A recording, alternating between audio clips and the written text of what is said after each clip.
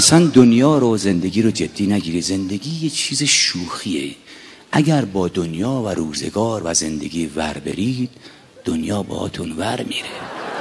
اینو من نمیگم، کسی که باش ور رفته میگه. و ما ضعیفیم و دنیا قوی، اون ور بره بعد ور میره.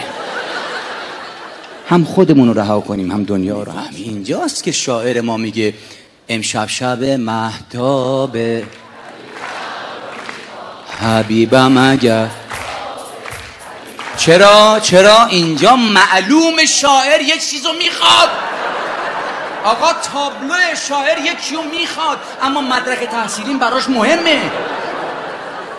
میگه تا طبیب با سواد هست، چرا این بی سواد که خوابیده؟ چرا این اون جای این